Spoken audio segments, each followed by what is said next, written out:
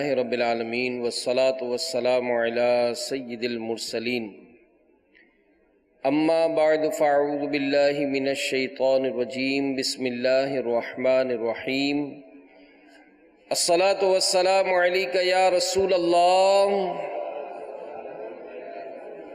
وعلی آلک واصحابک یا حبیب اللہ الصلاة والسلام علیک یا نبی اللہ وعلی آلک واصحابک یا نور اللہ۔ ہمارے پیارے نبی مکی مدنی صلی اللہ تعالیٰ علیہ وآلہ وسلم کا فرمان سیدنا ابو ہریرہ رضی اللہ تعالیٰ عنہ روایت کرتے ہیں کہ رسول اللہ صلی اللہ تعالیٰ علیہ وآلہ وسلم نے فرمایا، جو مجھ پر درود پاک پڑھنا بھول گیا وہ جنت کا راستہ بھول گیا۔ صلو علی الحبیب صلی اللہ تعالیٰ علی محمد وعلی آلہ وصحبہ وبارک وسلم۔ حضرت سیدنا ابو عبداللہ محمد واقدی قاضی علیہ رحمۃ اللہ الہادی فرماتے ہیں کہ ایک مرتبہ بڑی تنگ دستی تھی اور عید قریب آ رہی تھی، ہمارے پاس کچھ نہیں تھا۔ میں اپنے ایک تاجر دوست کے پاس گیا اور اپنی حالت زار بیان کی۔ انہوں نے فوراً مجھے ایک مہر بند تھیلی دی جس میں 1200 درہم تھے۔ میں گھر آیا اور وہ تھیلی گھر والوں کے سپرد کر دی اور دل میں خیال کیا کہ چلو اچھا ہے، اب اپنی عید جو ہے وہ اچھی گزرے گی۔ ابھی ہم نے اس تھیلی کو کھولا بھی نہیں تھا کہ میرا ایک دوست مجھ سے ملنے آیا جس کا تعلق سادات کے گھرانے سے تھا۔ اس کے حالات بھی ہمارے جیسے ہی تھے۔ اس نے کہا کہ مجھے کچھ رقم دے دو۔ اس کی بات سن کر میں اپنی زوجہ کے پاس آیا اور اسے صورتحال سے آگاہ کیا، اور اب اپنی بیوی سے پوچھا کہ تم بتاؤ کہ آپ کا ارادہ کیا ہے؟ تو اس نے مجھ سے سوال کیا کہ آپ کا کیا ارادہ ہے؟ تو میں نے کہا ہم اس طرح کرتے ہیں کہ آدھی رقم سید زادے کو دے دیتے ہیں اور آدھی رقم ہم خرچ میں لے آئیں گے، اس طرح دونوں کا گزارا ہو جائے گا۔ تو یہ سن کر میری زوجہ نے عشق رسول صلی اللہ علیہ وآلہ وسلم میں ڈوبا ہوا جملہ کہا جس نے میرے دل میں بہت اثر کیا۔ وہ کہنے لگی کہ جب آپ جیسا ایک عام شخص اپنے دوست کے پاس اپنی حاجت مندی کا سوال لے کر گیا تو اس نے آپ کو 1200 درہم کی تھیلی عطا کی۔ اب جب آپ کے پاس دونوں جہاں کے سردار صلی اللہ علیہ وآلہ وسلم کی اولاد میں سے ایک شہزادہ حاجت لے کر آیا ہے تو آپ اسے آدھی رقم دینا چاہتے ہیں؟ کیا آپ کا عشق اس بات کو گوارا کرتا ہے؟ اپنی زوجہ سے یہ محبت بھرا کلام سن کر میں نے وہ ساری رقم اٹھائی اور بخوشی اپنے دوست کو دے دی۔ وہ دعائیں دیتا ہوا چلا گیا۔ میرا وہ سید زادہ دوست جیسے ہی اپنے گھر پہنچا تو اس کے پاس میرا وہی تاجر دوست آیا اور اس سے کہا کہ میں ان دنوں بہت تنگ دستی کا شکار ہوں، مجھے کچھ رقم ادھار دے دو۔ یعنی اس نے جس تاجر دوست سے ادھار لیے تھے، اب وہ تاجر دوست اس سید زادے کے پاس پہنچا کہ میں کو تنگ دست ہوں، میری کچھ مدد کر سکتے ہو؟ تو یہ سن کر اس سید زادے نے وہ رقم کی تھیلی میرے اس تاجر دوست کو دے دی جس کو میں اسی کے پاس سے لے کر آیا تھا۔ تو جب میرے اس تاجر دوست نے وہ تھیلی دیکھی تو پہچان گیا اور میرے پاس آ کر کہنے لگا کہ جو رقم تم مجھ سے لے کر آئے ہو وہ کہاں ہے؟ میں نے اسے تمام واقعہ بتایا. وہ کہنے لگا اتفاق سے وہی سید زادہ میرا بھی دوست ہے. میرے پاس صرف یہی 1200 درہم تھے جو میں نے آپ کو دے دیے، آپ نے اس سید زادے کو دے دیے، اس سید زادے نے مجھے دے دیے. اس طرح ہم میں سے ہر ایک اپنے اوپر دوسرے کو ترجیح دے رہا ہے، دوسرے کی خوشی پر اپنی خوشی کو قربان کر رہا ہے. ہمارے اس واقعے کی کسی طرح خبر حاکم وقت یحییٰ بن خالد برمکی کو پہنچ گئی. اس نے فوراً اپنا قاصد کے ہاتھ پیغام دیا کہ میں اپنی کچھ مصروفیات کی بنا پر آپ کی طرف سے غافل رہا اور مجھے آپ کے حالات کے بارے میں پتہ نہ چل سکا. اب میں آپ کے لیے، آپ کے دوست کے لیے اور سید زادے کے لیے 2,000 اور آپ کی عظیم و سعادت مند بیوی کے لیے 4,000 دینار، کیونکہ وہ تم سب سے زیادہ غنی، افضل اور عشق رسول صلی اللہ علیہ وآلہ وسلم کی پیکر ہے. تو میرے میٹھے میٹھے اور پیارے پیارے اسلامی بھائیوں، مدنی چینل کے ناظرین، محبت مسلم کے بارے میں آج ہم کچھ باتیں سننے کی سعادت حاصل کریں گے. تو اس کی تعریف علماء یہ بیان فرماتے ہیں کہ کسی بندے سے صرف اس لیے محبت کرنا کہ رب تعالیٰ اس سے راضی ہو جائے، اس میں دنیاوی غرض، ریا نہ ہو. اس محبت میں ماں باپ، اولاد، اہل قرابت، مسلمانوں سے محبت سب ہی داخل ہیں، جبکہ رضائے الہی کے لیے ہوں.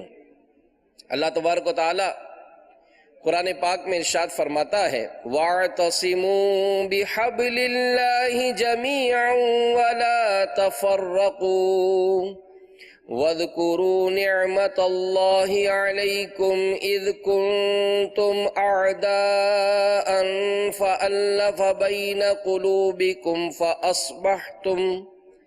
فَأَصْبَحْتُمْ بِنِعْمَتِهِ إِخْوَانًا. ترجمہ کنز الایمان. اور اللہ کی رسی مضبوط تھام لو سب مل کر، اور آپس میں پھٹ نہ جانا، فرقوں میں بٹ نہ جانا، اور اللہ کا احسان اپنے اوپر یاد کرو. جب تم میں بیر تھا، دشمنی تھی، اس نے تمہارے دلوں میں ملاپ کر دیا تو اس کے فضل سے تم آپس میں بھائی ہو گئے.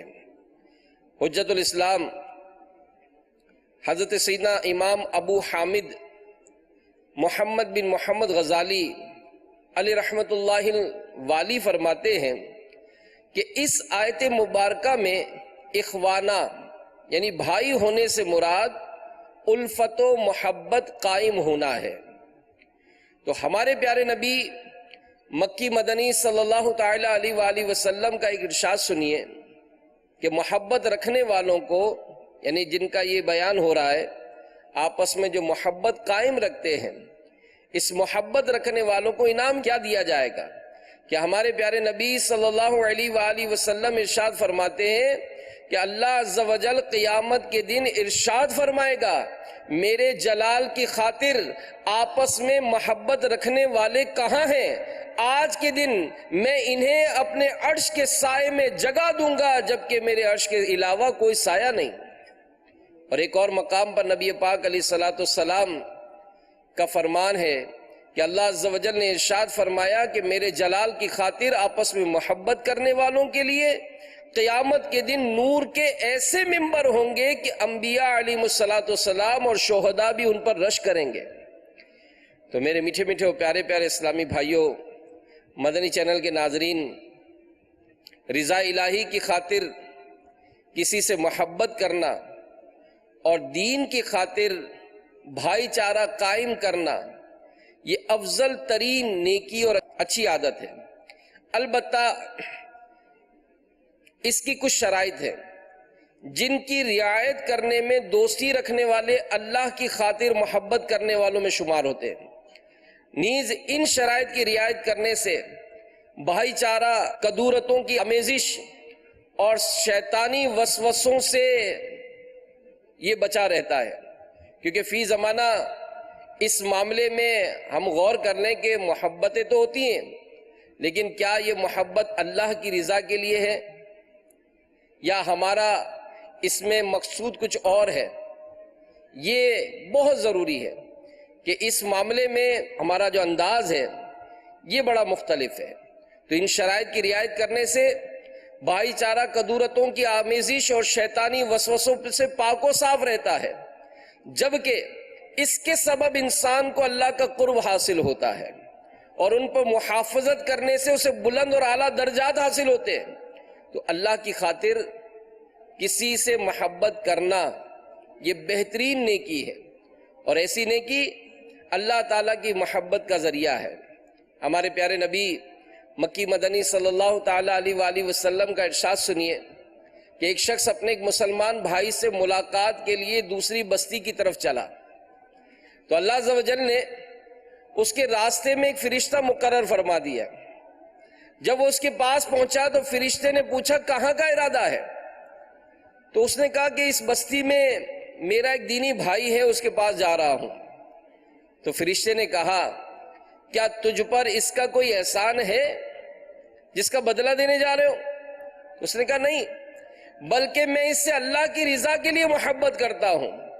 تو فرشتے نے کہا کہ بے شک میں اللہ کی طرف سے تیرے لیے یہ پیغام لایا ہوں کہ جس طرح تو اس سے اللہ کے لیے محبت کرتا ہے، ایسے ہی اللہ تعالیٰ بھی تجھ سے محبت فرماتا ہے۔ تو اللہ ہماری نیتوں کو درستگی عطا فرمائے، کیونکہ یہ تعلق جو ہے اس کا یہ ہے نیتوں سے، کہ بسا اوقات جو ہے وہ نیتوں میں بڑا فساد یہ پیدا ہو جاتا ہے۔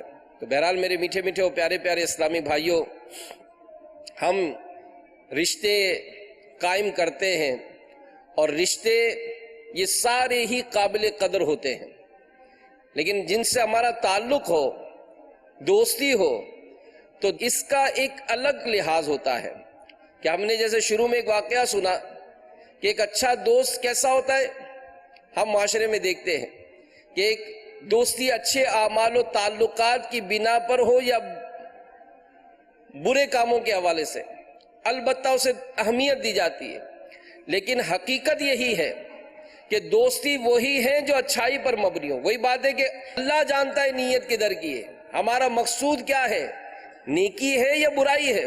معاذ اللہ کسی سے اگر تعلقات اس لیے قائم کیے جا رہے ہیں کہ دل میں فتور ہے، برائی ہے، تو پھر ہمیں اس کا اجر و ثواب نہیں ملے گا۔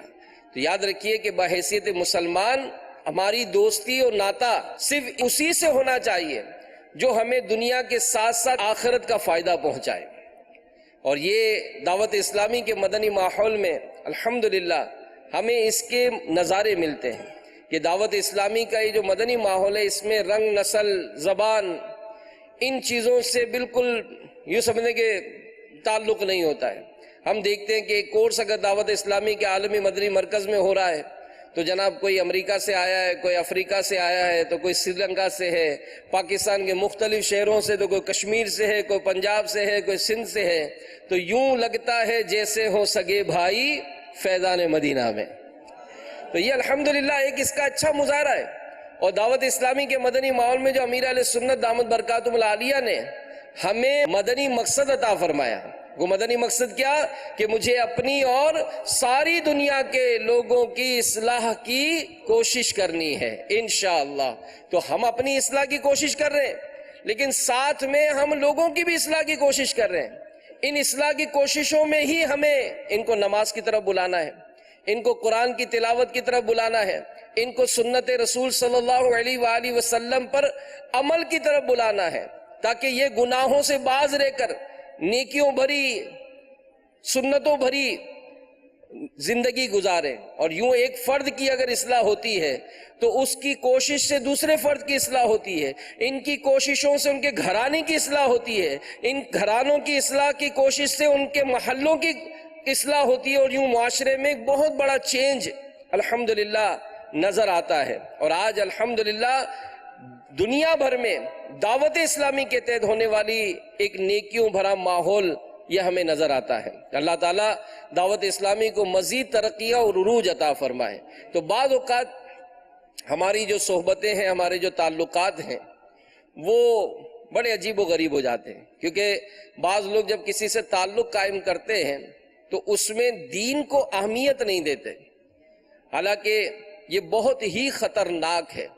بد مذہبوں کے بارے میں فرمان مصطفیٰ صلی اللہ علیہ وآلہ وسلم ہے، تم ان سے دور رہو اور وہ تم سے دور رہیں، کہیں وہ تمہیں گمراہ نہ کر دیں اور فتنے میں نہ ڈال دیں۔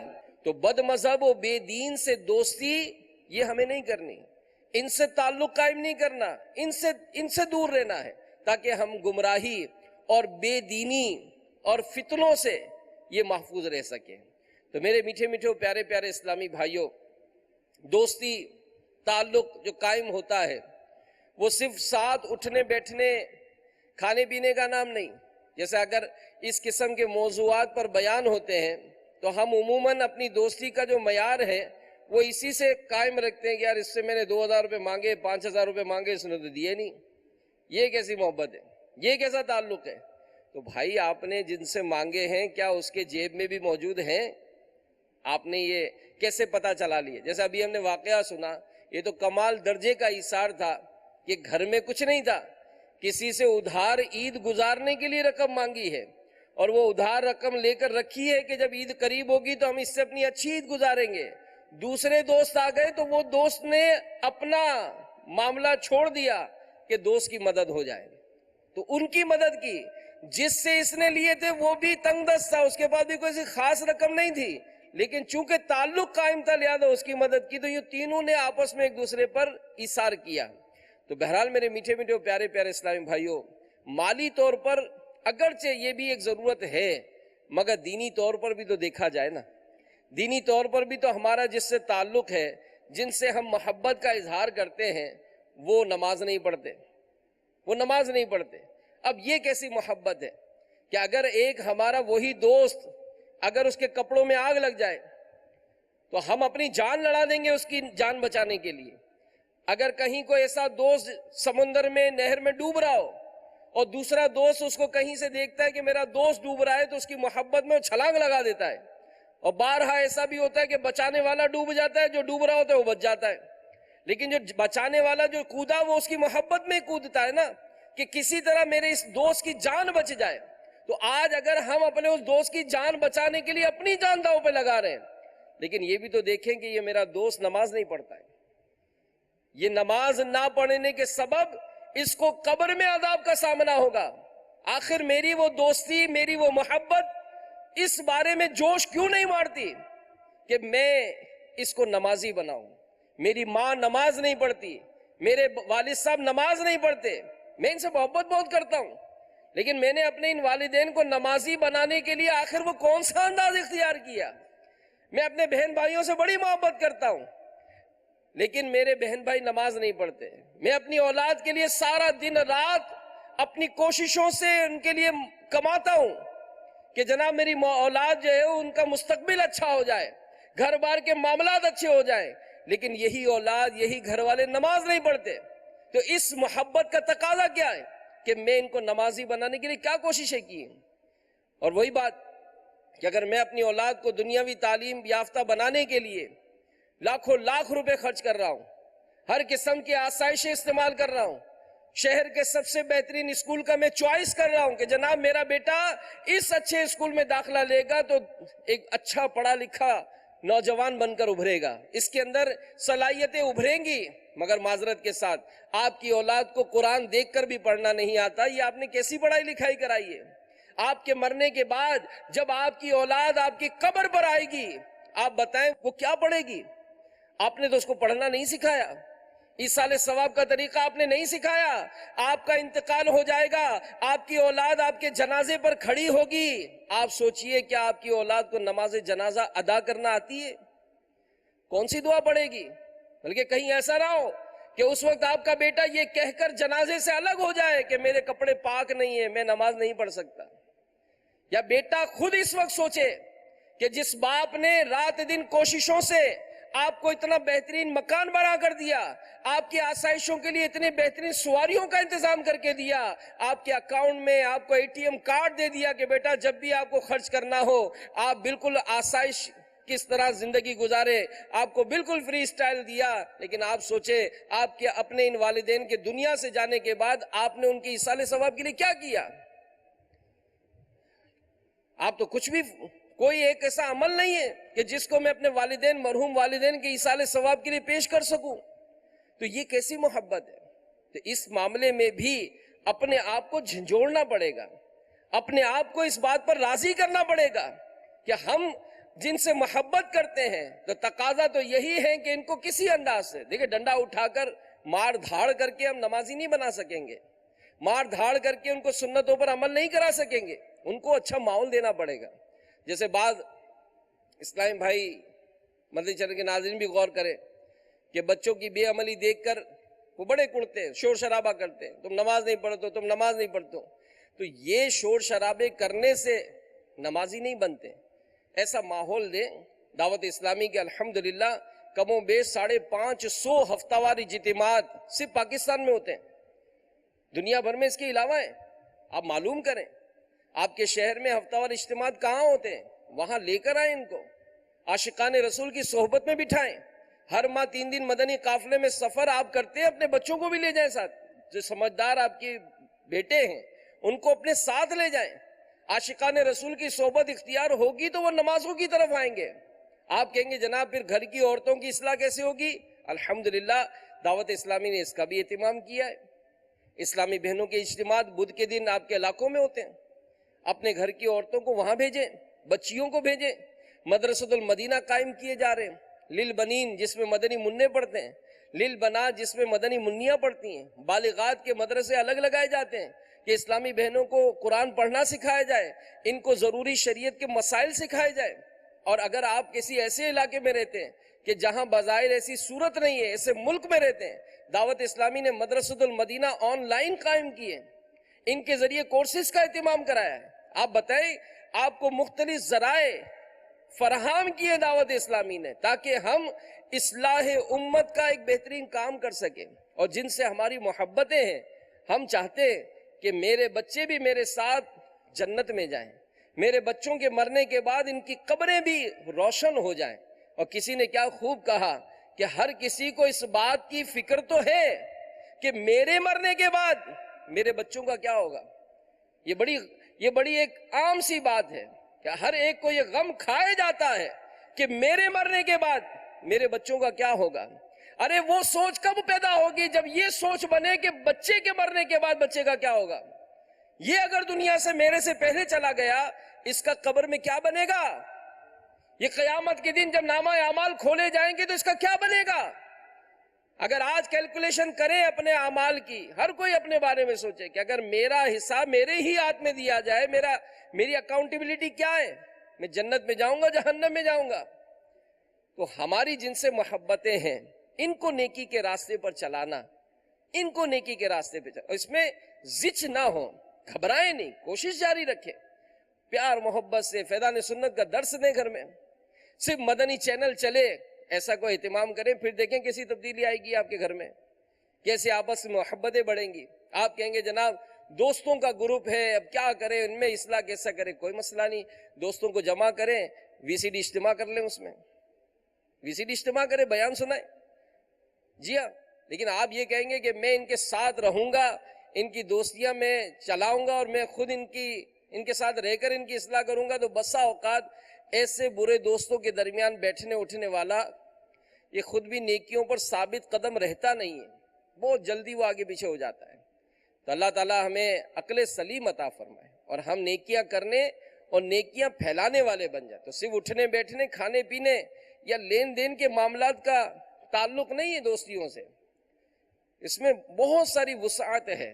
اور بلکہ کسی نے اس سے پہلے بھی عرض کیا تھا، کسی خاتون نے کسی بزرگ سے پوچھا کہ حضور میرے بچے جو ہے وہ نماز کے لیے نہیں اٹھتے، آپ مجھے کوئی ایسا وظیفہ بتائیے کہ میرے بچے فجر کے لیے نماز کے لیے اٹھیں۔ تو ان بزرگ نے فرمایا، اے خاتون، اگر تیرے گھر میں خدا نہ خواستہ آگ لگ جائے اور تو اپنے بچوں کو اٹھائے اور وہ نہ اٹھیں تو کیا خیال ہے، تو چھوڑ کر چلی جائے گی؟ کہ کیا کروں، اٹھتے نہیں ہیں؟ کہا نہیں حضرت، میں تو اپنی جان لڑا دوں گی ان کو کسی نہ کسی طرح اٹھا کر اس آگ سے بچاؤں گی۔ وہ بزرگ فرمانے لگے کہ جس دن یہ سوچ بنے گی کہ میری اولاد اگر آج نمازیں جان بوجھ کر قضا کرے گی تو کہیں ایسا نہ ان کو جہنم کی آگ میں جلنا پڑے، تو جس دن یہ سوچ بنے گی تم اپنے بچوں کو فجر کے لیے اٹھانے میں کامیاب ہو جاؤ گی۔ تو کوئی ایسا ماحول بنائے کہ جس میں ہمارے بچے نمازوں کی طرف آئیں، تلاوت قرآن کی طرف آئیں، نیکیوں کی طرف آئیں۔ تو بہرحال اچھے صحبت یہ انسان کو اچھا بناتی ہے۔ دوستوں کے انتخاب میں جن سے ہمارا تعلق قائم ہوتا ہے، بزرگوں کے فرامین اور جو انہوں نے نصیحتیں کی ہیں اس کو لازمی پیش نظر رکھنا چاہیے۔ چنانچہ امام زین العابدین علی بن حسین رحمت اللہ تعالی علیہما نے اپنے بیٹے حضرت سیدنا امام باقر رحمت اللہ تعالی علیہ کو نصیحت فرمائی کہ 5 قسم کے لوگوں کی صحبت اختیار نہ کرنا۔ نمبر 1، فاسق کی صحبت اختیار نہ کرنا، کیونکہ وہ تجھے ایک یا ایک سے کم لقمے کے بدلے بیچ دے گا، لقمے کا لالچ کرے گا لیکن اسے حاصل نہیں کر سکے گا۔ نمبر 2، بخیل کنجوس کی صحبت میں نہ بیٹھنا، کیونکہ وہ ایسے وقت میں تجھ سے مال روک لے گا جب تجھے اس کی سخت حاجت و ضرورت ہوگی۔ نمبر 3، جھوٹے کی صحبت میں نہ بیٹھنا، کیونکہ وہ سراب کی طرح ہے جو تجھ سے قریب کو دور اور دور کو قریب کر دے گا، یعنی دھوکہ دے گا۔ نمبر 4، احمق یعنی بے وقوف کی صحبت اختیار کرنے سے بچنا، کیونکہ وہ تجھے فائدہ پہنچانے کی کوشش میں نقصان پہنچا دے گا۔ نمبر 5، رشتہ داروں سے قطع تعلق کرنے والے کی صحبت میں بیٹھنے سے بچنا، کیونکہ میں نے کتاب اللہ میں 3 مقامات پر اسے ملعون پایا ہے، یعنی ایسے پر لعنت کی گئی ہے۔ تو ہم جن کے ساتھ بیٹھتے ہیں اگر وہ جھوٹ بولتے، دھوکہ دیتے نظر آتے ہیں تو ہمیں اچھے لگتے ہیں، ہم ان کے انداز سے مزہ آتا ہے۔ ایک بزرگ کے بارے میں پڑھا تھا کہ انہوں نے کسی کی تعریف سنی کہ جناب وہ بہت ہی علمی شخصیت ہے اور اسی طرح کے ان کے کمالات ہیں، تو بزرگ جو ہے وہ ان کی زیارت کے لیے تشریف لے گئے۔ وہاں دیکھا تو پتہ چلا کہ ان کا گھوڑا بھاگ گیا ہے اور وہ اپنے گھوڑے کو پکڑنے کے لیے کھیتوں کی طرف گئے ہوئے ہیں، تو وہ بھی پیچھے چل دیے۔ تو انہوں نے دیکھا کہ وہ شخص جو تھا وہ اپنی جھولی کو پھیلائے گھوڑے کو اپنی طرف مائل کر رہا تھا، جو نا آ جیسے دکھاتے ہیں کچھ۔ تو جب آپ قریب گئے تو دیکھا جھولی میں کچھ بھی نہیں تھا، اور وہ جیسے گھوڑے کو پکڑنے کے لیے وہ دکھا رہے تھے کہ بھئی اس میں کچھ ہے، تو آ قریب تو کھائے گا، تو اس کا پکڑ لوں گا میں۔ تو بزرگ نے بغیر ملاقات کیے واپس آ گئے کہ جو جانور کو دھوکہ دیتا ہے وہ مجھے کب باز آئے گا، مجھے بھی دھوکہ دے گا۔ تو یہ ان کی سوچیں ہوتی تھی، یہ ان کی سوچیں ہوتی تھی کہ یہ اس طرح چیک کرتے تھے۔ اور ہم نے اگر کسی کے ساتھ بیٹھے اور کسی نے کہا یار چلو ہوٹل چلتے ہیں، دیکھو میں کیسا بیوقوف بناتا ہوں، کیسا بیوقوف بناتا ہوں کہ تم بھی نکل جاؤ گے بغیر پیسے دیے، میں بھی نکل جاؤں گا۔ اب ہم ایسوں کے ساتھ ہوٹل گئے اور اس نے کچھ ایسا گھمایا اس ہوٹل والے کو کہ جناب بغیر پیسے دیے جو ہے وہ آگے پیچھے ہو گئے۔ ہم نے کہا یار کیا دماغ ہے اس کا، یار کیا بیوقوف بنایا اس نے۔ تو بھائی اس نے آج اس کو بیوقوف بنایا، کل تم کو بیوقوف بنائے گا۔ کئی ایسے معاملات ہیں کہ جس میں اس طرح کے جو دھوکے باز لوگ ہوتے ہیں، یہ مطلب ان کی عادتیں ہوتی ہیں۔ اور ایسے واقعات میں نے سنے، ذاتی طور پر ایسوں سے ملا بھی ہوں کہ جن کے دوستوں نے معاذ اللہ ان سے دوستی کیوں کی کہ جناب ان کی بہن سے اس کا تعلق تھا، یعنی وہ تعلق بڑھانے کے لیے کہ اس نوجوان لڑکے سے ان کا کوئی لینا دینا نہیں تھا، اصل میں دوستی تو کی اس لیے کی تھی کہ اس کے ذریعے اس کے گھر میں آنا جانا شروع ہو گیا تھا۔ اور گھر میں کیوں آتا تھا؟ تاکہ اس کی بہن سے تعلق قائم ہو جائے۔ لا حول ولا قوت الا باللہ۔ تو یہ وہ انداز ہیں جو بظاہر ہمیں بھی نظر آتے ہیں، لیکن ہم یہ سوچتے کہ جناب یہ تو بڑا بیوقوف بناتا ہے، بڑا ہوشیار ہے، بڑا چالاک ہے، لیکن یہ چالاکی آپ کے ساتھ بھی دکھائے گا، یہ دھوکہ آپ کو بھی دے گا۔ اسی طرح بے وقوف پرلے درجے کے بے وقوف ہوتے، ہم ان کے ساتھ اٹھتے بیٹھتے ہیں، ہم کہتے ہیں یار بس ٹھیک ہے چل جائے گا۔ تو اس کے بارے میں بزرگوں نے لکھا، ایک شخص جو تھا وہ کہیں سے گزر رہا تھا تو ایک ریچھ کو دیکھا اس شخص نے کہ اس کے پاؤں میں کانٹا چبھا ہوا ہے، اور تکلیف سے وہ چلا رہا ہے، بڑی تکلیف میں تھا. اس شخص کو اس ریچھ پر بڑا رحم آیا اور بڑی کوششوں سے اس نے اس کا وہ جو کانٹا تھا وہ نکال دیا. اب جیسے ہی کانٹا نکلا وہ ریچھ بڑا پرسکون ہو گیا اور بڑے محبت بھرے انداز سے اپنے اس دوست کو دیکھنے لگا کہ اس نے کتنی مہربانی کی ہے. اب اس شخص نے کچھ اور اس کے پاؤں کی مالش والش کی. جب وہ سیٹ ہو گیا تو اب یہ شخص آگے بڑھا, پیچھے مڑ کر دیکھا تو ریچھ پیچھے پیچھے آنے لگا. اب وہ جہاں جاتا وہ ریچھ پیچھے پیچھے, یعنی ریچھ اس کا شکر گزار بن گیا کہ تو نے میرے پر مہربانی کی, اب میں تیرے ساتھ ہی رہوں گا. اب اس شخص کا بھی سینہ چوڑا ہو گیا کہ ایک اچھا بڑا جانور اس کے ساتھ چل رہا ہے, وہ بھی جہاں جاتا یہ ساتھ ہوتا, جہاں لیٹتا تو یہ بھی لیٹ جاتا اس کے ساتھ ہی. ایک مرتبہ یہ شخص آرام کر رہا تھا کہیں اور ریچھ بھی ساتھ بیٹھا آرام کر رہا تھا. تو اچانک ریچھ کی نظر پڑی کہ ایک مکھی جو تھی وہ اس کے سوئے ہوئے دوست کو تنگ کر رہی تھی, بار بار اس کی ناک پہ بیٹھ جاتی اور وہ نیند کی حالت میں اس کو اڑاتا, پھر بیٹھ جاتی پھر اڑاتا. اب ریچھ اس شخص کے قریب آیا اور ریچھ نے اس مکھی کو اڑایا. مکھی مکھی ہوتی ہے, وہ پھر آ کر بیٹھ گئی. ریچھ نے پھر اڑایا اس کو, پھر آ گئی. اب ریچھ کو بڑا غصہ آیا کہ یار یہ میرے دوست کو سونے نہیں دے رہی, میں اس کو نہیں چھوڑوں گا. ایک پتھر اٹھا کے لایا کہ اب کے بار بیٹھے گی تو میں اس کو چھوڑوں گا نہیں. اور جیسے اس کی ناک پر بیٹھی وہ ریچھ نے پتھر اٹھا کر زور سے پھینکا اس مکھی پر. وہ مکھی کو پتھر کیا لگنا تھا, مکھی تو پھر کر کے اڑ گئی, اس کے دوست کا کام پورا ہو گیا. تو یہ ہے احمق کی مثال کہ یہ اگر اس بیوقوف سے دوستیاں کی نتیجہ کیا ہوگا, وہ فائدہ بھی پہنچانا چاہے گا تو نقصان پہنچائے گا. تو اچھے سچے اور با وفا دوست یہ اپنائے جائیں. سچا دوست کون ہے؟ یہ بھروسہ مند ہوتا ہے, وفادار اور رازدار ہوتا ہے. اور ایسا بھی بعض رہا دیکھا ہے کہ دوست کو راز تو پتا ہے, کسی معاملے سے اگر تعلق ختم ہو گیا نا تو پھر تو ایسی فائلیں کھلتی ہیں کہ اللہ اکبر, جو بتایا تھا وہ تو سر عام چوپڑا لے کے بیٹھا ہوتا ہے کہ میں بتاتا ہوں کیسا تھا, یہ میں بتاتا ہوں کیسا تھا. تو یہ بھی وصف اچھے نہیں ہے. اور خاص کر اس ضمن میں یہ بھی عرض کروں گا کہ جہاں منگنیاں ہوتی ہیں, جہاں شادیاں ہوتی ہیں اور کسی سبب سے وہ ٹوٹ جاتی ہیں, تو اب یہ تعلق جو ہے نا وہ بڑا خراب کیا جاتا ہے. لڑکا ہر صورت سے اس بات کو منوانے کے لیے کوشش کرتا ہے کہ لڑکی اور اس کے گھر والے اچھے نہیں تھے, ان کی برائیاں کرتا ہے. لڑکی والے اس بات پر مصر ہوتے ہیں کہ بس اب لڑکے کو ڈیمیج کرنا ہے, اس کی ماں کو ڈیمیج کرنا ہے, اس کی بہنوں کو ڈیمیج کرنا ہے, اس پورے گھرانے کو ڈیمیج کرنا ہے کہ ان کے اندر یہ خرابیاں تھی جب ہی ہم نے تعلقات چھوڑے. تو یہ ایک انداز ہوتا ہے. اور بزرگوں کا سبحان اللہ کیا خوبصورت انداز تھا. ایک بزرگ کی شادی ہوئی کسی عورت سے. اب وہ عورت کو تیز مزاج تھی اور گھر میں کچھ نا اتفاقی کے معاملات بڑھ رہے تھے. تو ان بزرگ کو کہ دوست کو پتا چلا. وہ دوست نے پوچھا کہ حضرت کیا معاملہ ہے, سنا آج کل گھر میں کوئی ٹینشن ہے.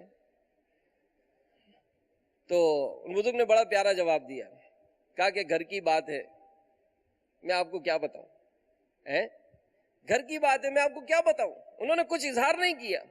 آخر بات بڑھتے بڑھتے طلاق ہو گئی. وہ دوست دوبارہ ملنے آئے اور کہا کہ سنا ہے طلاق ہو گئی, کیا مسئلہ کیا ہوا تھا.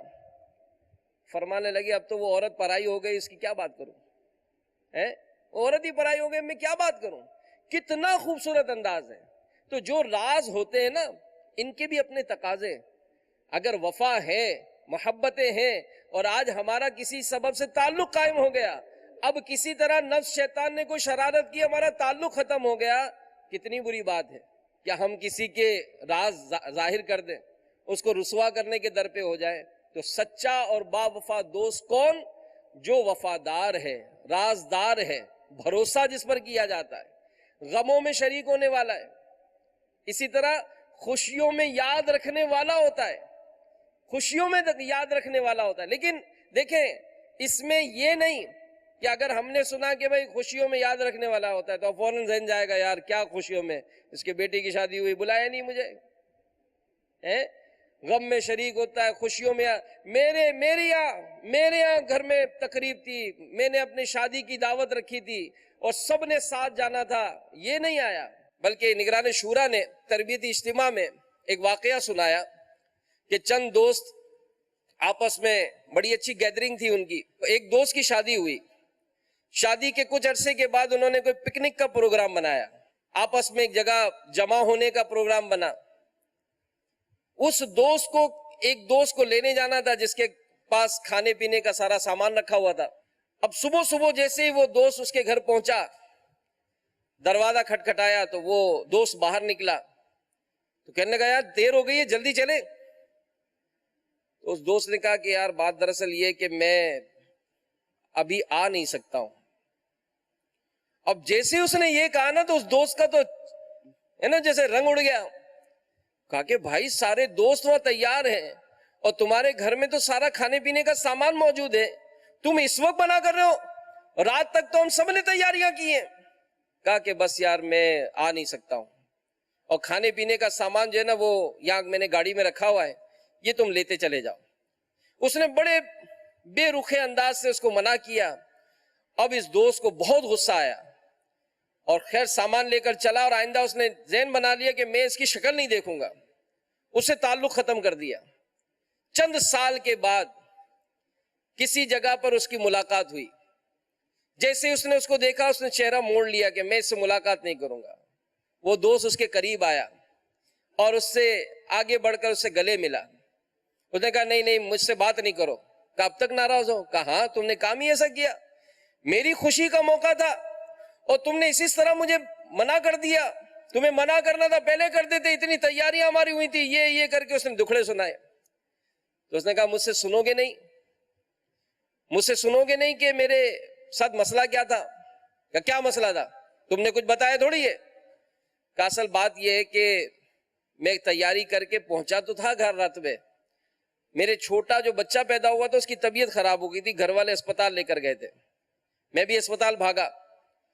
لیکن جس وقت تم آئے نا بس تھوڑی دیر پہلے ہی ہمیں فون پر اطلاع ملی تھی کہ میرے بچے کا انتقال ہو گیا ہے. اب میں نے دل میں یہ خیال کیا کہ اگر میں اس وقت تمہیں یہ خبر دے دیتا کہ میرے بچے کا انتقال ہوا ہے تو شاید تم اپنا سارا پروگرام کینسل کر دیتے, تمہاری خوشیاں یہ ماند پڑ جاتی. تو میں نے دل میں یہ خیال کیا کہ میں تمہیں کچھ نہ بتاؤں تاکہ آپ لوگ اپنی خوشیاں منا لیں, اور یہ دکھ تو تھا ہی میرے ساتھ, تو میں نے یوں اپنا دکھ بنا لیا. اب جیسے اس دوست نے یہ باتیں سنی تو وہ تو حیران ہو گیا کہ تم نے مجھے بتایا کیوں نہیں؟ تو کہا بس بتایا اس لیے نہیں کہ تاکہ تمہاری محبت تمہاری خوشیاں جو ہیں کم نہ پڑیں. تو بہرحال میرے میٹھے میٹھے اور پیارے پیارے اسلامی بھائیوں, اچھے دوست وہی ہیں جو ہمیں خوشیوں میں شریک ہوں, غم میں شریک ہوں, لیکن اگر کسی سبب سے وہ نہ ہوں تو بدگمانی نہیں کرنی چاہیے. ہمیں دیکھنا چاہیے کہ آخر کیا وجہ ہوئی تھی کہ نہیں آئے.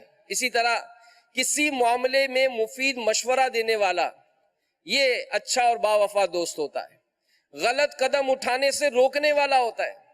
یہ معاشرے میں اس پہ میں نے پہلے عرض کیا کہ بہت کمی ہے کہ آج نیکیوں کی طرف مائل کرنے والے اور گناہوں سے روکنے والے دوست یہ بہت کم ہیں. دنیاوی غرض دنیاوی مقاصد ہوں تو سب ساتھ چلتے ہیں, لیکن جہاں کسی نے اپنے جیب میں ہاتھ ڈالنا کم کر دیا تو ایک دم دوستی کم ہو جاتی ہے. تو ہماری دوستی تو کھانے پینے کے لیے ہوئی. بہرحال خود غرضی سے پاک ہوتا ہے, ضرورت کے وقت ساتھ دینے والا ہوتا ہے, غلطیوں پر معاف کرنے والا اور اچھائیوں پر حوصلہ افزائی کرنے والا ہوتا ہے. اچھا دوست اپنے دوست کو برائی و گناہ میں تنہا نہیں چھوڑتا بلکہ اسے نیکیوں کی طرف لانے کی ہر ممکن کوشش کرتا ہے. مخلص دوست وہ ہوتا ہے جو دوست کی عزت کو اپنی عزت سمجھے اور اپنے دوست کی غیر موجودگی میں اس کی عزت نہ اچھالے. ایسا نہ ہو کہ ساتھ بیٹھے ہیں تو گپ شپ ہو رہی ہے اور جیسے ہی وہ دوست اٹھ کر گیا تو دو آپس میں باتیں کر رہے, یار سنبھل کے بات کرنا, پیٹ کا بڑا ہلکا ہے یہ, ارے یار ابھی تو ساتھ کھانا کھایا ہے, یار دیکھا کیسا پیٹو ہے یار, ہم نے 1 روٹی کھائی ہے 3 روٹیاں کھا گیا ہے. ایسا کھانا پینا یہ سب کیا ہے؟ یہ سب چیک کرنا چاہیے کہ ہمارے ایسا نہ ہو کہ ہم ظاہراً کچھ ہے اور ہمارے پیچھے دلوں میں کچھ اور ہے. اللہ تعالی ہم سب کو عمل کرنے کی توفیق عطا فرمائے. آمین بجاہ النبی الامین صلی اللہ تعالی علیہ وآلہ وسلم. ایمان پر خاتمہ